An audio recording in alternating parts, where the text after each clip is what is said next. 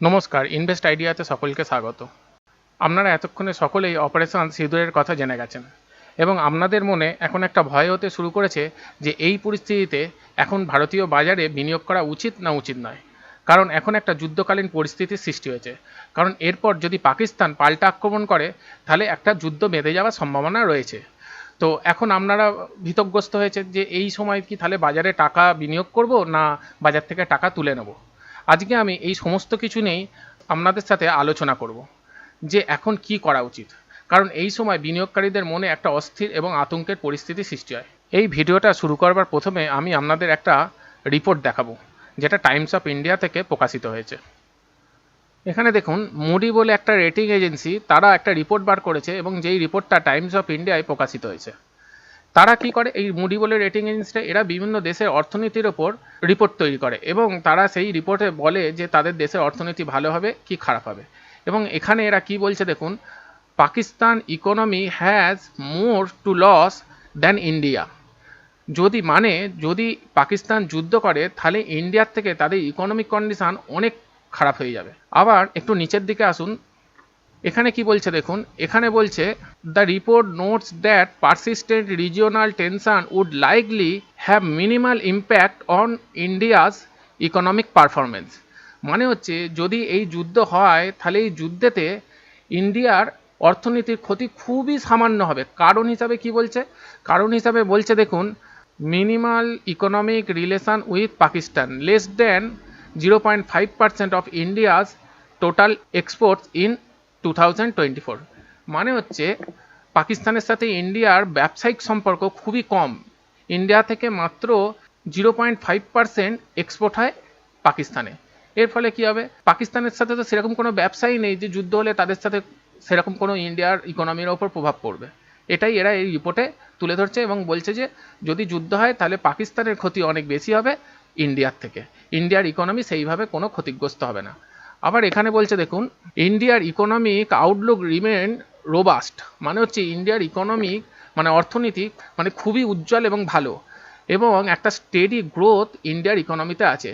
যদিও তারা এই যুদ্ধ করে তাতেও তাদের কোনো প্রভাব পড়বে না, এই রিপোর্টে তাই বলছে। সাধারণত যুদ্ধকালীন পরিস্থিতির যখন সৃষ্টি হয় তখন বাজারে একটা নেগেটিভ প্রভাব পড়ে এবং সেই নেগেটিভ প্রভাব থেকে কি হয়, বাজারে একটা পতন আসে এবং সেই পতনগুলো দেখতে পাওয়া যায় সেন্সেক্স এবং নিফটির মতো সূচকগুলোতে।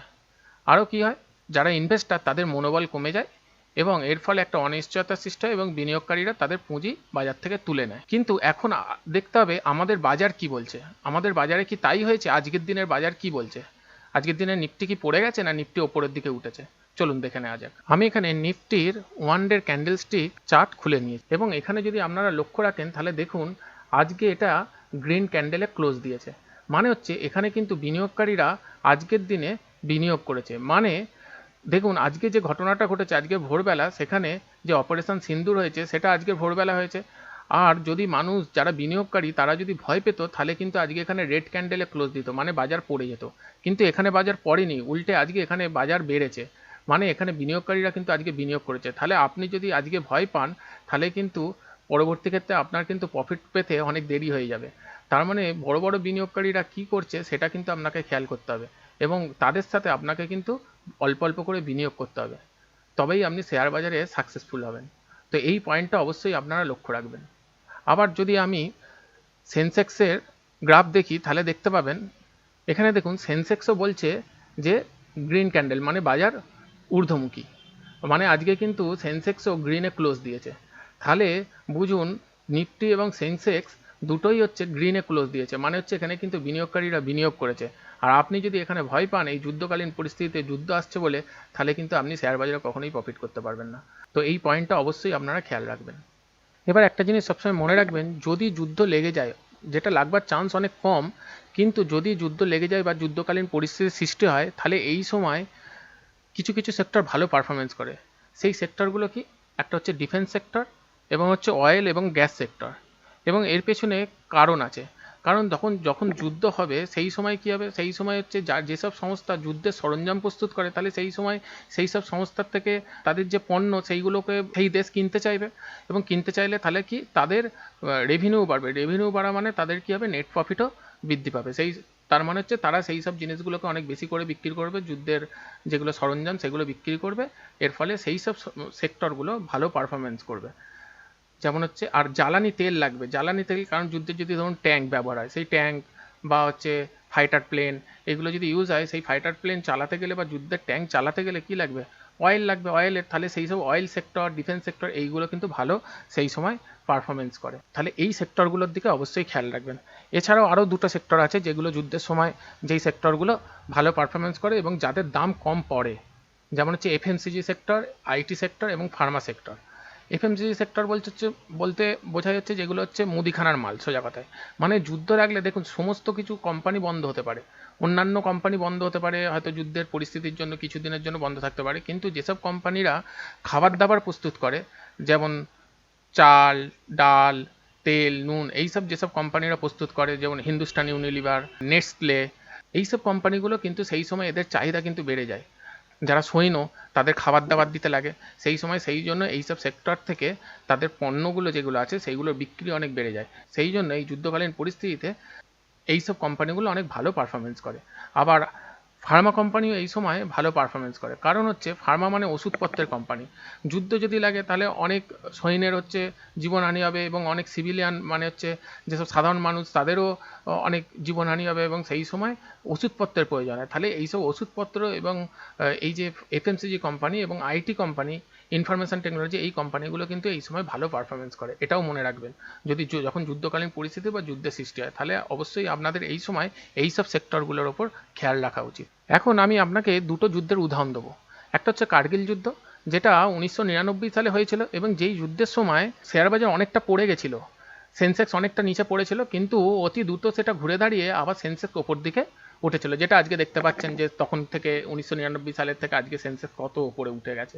সেরকমই ব্যাপার। তো আপনি এই যুদ্ধ বলে ভয় পাবেন না, মানে হচ্ছে এই সময় হচ্ছে আসলে ইনভেস্ট করবার টাইম। অবশ্যই আপনাদের উচিত এখন থেকে একটু একটু করে ইনভেস্ট করা। আর একটা উদাহরণ হচ্ছে ইউক্রেন রাশিয়া, যে যুদ্ধটা এখনো চলছে। তো আমরা দেখেছি ইউক্রেন রাশিয়া যুদ্ধের সময় ইন্ডিয়ান মার্কেট অনেকটা পড়ে গেছিল। 2022 সালে ইউক্রেন রাশিয়া যুদ্ধ হয়েছিল এবং যেটা এখনো চলছে, এবং সেই সময় ভারতীয় বাজার অনেকটা পড়ে গেছিল, কিন্তু পরবর্তী ক্ষেত্রে আমরা দেখেছি যে সেই যুদ্ধ থেকেও আমরা কাটিয়ে উঠে আমাদের বাজার আবার উপর দিকে ঊর্ধ্বমুখী হয়েছিল। তো এখন যে আপনারা ভয় পাচ্ছেন যে যুদ্ধ লেগে যেতে পারে, এই সময় ইনভেস্ট করা উচিত নয় বা বিনিয়োগ করা উচিত নয়, তো আমি বলবো যে প্যানিক করবেন না, প্যানিক না করে বরঞ্চ বাজারকে বোঝার চেষ্টা করুন এবং সেই বাজারে একটু একটু করে ইনভেস্ট করুন। এবং আপনাকে আরেকটা পরিস্থিতি উদাহরণ দিই, তাহলে আপনার কাছে ব্যাপারটা পুরো ক্লিয়ার হয়ে যাবে। সেটা হচ্ছে রিসেন্ট ঘটেছে, সেটা হচ্ছে করোনার সময়। করোনার সময় বাজার, এখানে দেখুন এই চার্ট প্যাটার্নে দেখুন, বাজার 12,000 থেকে পড়ে গিয়েছিল 8,000-এর কাছাকাছি, এবং সেই পরিস্থিতিতে আমরা ভেবেছিলাম মনে হয় আর সব শেষ হয়ে গেল, আর শেয়ার বাজারে মনে হয় কিছু হবে না, প্রফিট আর পাওয়া যাবে না। কিন্তু সেই পরিস্থিতি থেকে দেখুন আমরা কাটিয়ে উঠে এই 8,000 থেকে শেয়ার বাজার উপরে উঠে গিয়ে 26,000-এ টাচ করেছিল।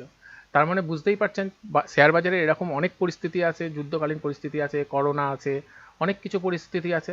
আমরা ইউক্রেন রাশিয়ারও যুদ্ধ দেখেছি, সেই সময়ও বাজার পড়েছিল, কিন্তু সেখান থেকেও আমরা কাটিয়ে উঠে বাজার আস্তে আস্তে ঊর্ধ্বমুখী হয়েছে এবং আমরা একটা বড় প্রফিট লাভ করতে পেরেছি। তো এই সময় যারা নতুন ইনভেস্টার তারা যদি এই সময় ভয় পান, তাহলে কিন্তু কখনোই এই শেয়ার বাজারে আপনি টিকতেও পারবেন না আর প্রফিটও করতে পারবেন না। শেয়ার বাজারে এই সময়ই এই সুযোগগুলোকে কাজে লাগাতে হয়, এই রকম পতনগুলোকে কাজে লাগিয়ে তবেই প্রফিট করা যায়। আমি আমার এই ভিডিওটা শেষ করব একজন মহান ব্যক্তির উক্তি দিয়ে, যার নাম হচ্ছে ওয়ারেন বাফেট, যাকে শেয়ার বাজারের রাজা বলা হয়। এবং তিনি বলেছিলেন, be fearful when others are greedy and greedy when others are fearful. মানে হচ্ছে যখন সবাই ভয় পাবে তখন আপনার শেয়ার বাজারে লোভী হওয়া উচিত, মানে হচ্ছে শেয়ার কেনা উচিত। আর যখন সবাই লোভী থাকবে তখন সেই সময় আপনার বাজারে শেয়ার বিক্রি করে দিয়ে আপনার প্রফিট করে নেওয়া উচিত। যদি ভিডিওটা ভালো লেগে থাকে তাহলে অবশ্যই লাইক, শেয়ার এবং সাবস্ক্রাইব করবেন।